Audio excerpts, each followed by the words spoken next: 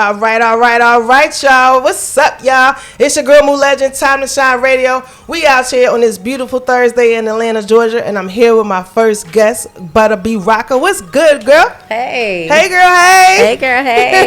What's going on? More like an hour. It's been an hour. Yeah. Man, you have so much stuff going on that we're going to get into. So introduce yourself to everyone. My name is Buttah B. Rocka. I am an international recording artist. I am a film producer, director, and screenwriter. I'm an author. A couple things. She done went down the list, ain't it? Yeah. Man, so I met you when you were this big sprouting artist because you headlined one of my shows at the Apache Cafe. You remember that? Yep. Man, you know how long ago that was? Man, I honestly don't even remember. I don't remember the year or any of that, but it was a long time Probably like 10 years ago, maybe? Probably. At least. Yeah. You know what I mean? So you got to take us back, Buttah, because being an author and a screenwriter, how'd you get into film? So starting from the artistry, because you have a beautiful voice. Thank you. Because y'all going to hear in a second, but this girl's voice is crazy. So how did you get into music? Like, where did the roots start? The roots started seeing Diana Ross on TV when I was 4 years old. That's when I caught the bug. I saw her on stage and I saw the crowd, and you see all the smiles and everything, and you're like, okay, I want to do this. So that's where it really started. And then of course my family is from church, and a lot of singers in our family and stuff like that. So that's how it originally started. But I started taking it serious at the age of 11 and got in we started a girls group called NOLT, None Other Like This. Okay, NOLT, right. We was based out of Tampa.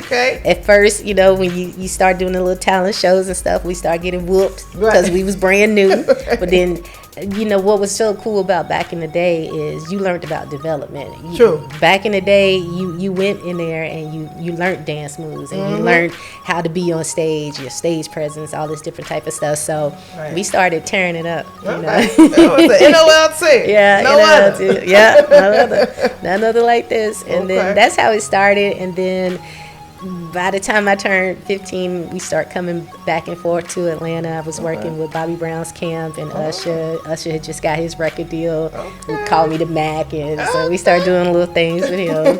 And that's how it really started. That's how it started. Yeah. And then I'm assuming at some point you moved from Florida to Atlanta because you was all the back and forth. Yeah. Okay. I ended up moving here at the age of 15. Okay. Again, I was working with AJ Alexander, who was also working with Usher. So everything he did, we was doing. You know, all the rehearsals, you had to do a lot of exercising and everything to get yourself ready. Yeah, it was old school. But I really appreciate that. I didn't appreciate it at the time when you're running up the steps singing and stuff, but you appreciate it now because you learned about endurance and you learned about how to really be on stage and give a performance. Giving that performance, and now doing that as such a youngster, do you think that helped shape your voice today? Absolutely. Absolutely. And then I had some wonderful vocal coaches and everything. But to make a long story short, I had 2 deals on the table, one with Warner, one with Sony. I ended up headed to my attorney's office with Cat Smith & Cohen. I ended up getting into a car accident, which left me drinking from a straw for 6 months. And it took me a year to come back out. It was actually Akon, who's a really good friend of mine, that encouraged me to get back out there. But I had the surgery through my mouth. Again, I was drinking from a straw. I had a scar on my face, so I was thinking, you know, nobody was gonna want to see me. I was thinking my voice would sound different and everything. So when I got back out there, I went back to the same labels, and Warner Brother had revamped.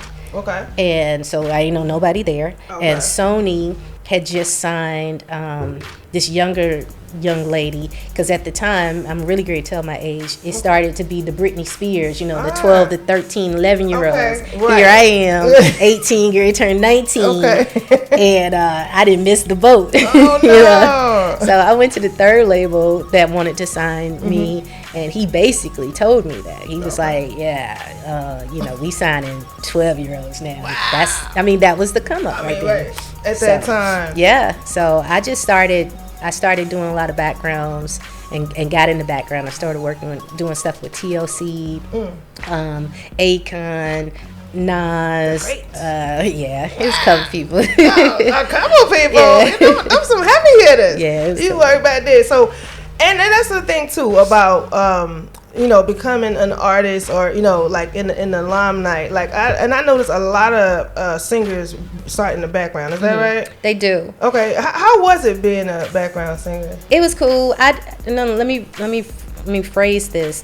I did studio. Okay. I did the work in the studio. I Okay. didn't go on the road. Okay, I did the work in the studio, but it still was an amazing experience. Right, of course. You getting paid all this money, Right. going there, working with all these celebrities, and you're like, yeah, I done made it. Yeah. But what happened to me that was significant was I was at this one studio.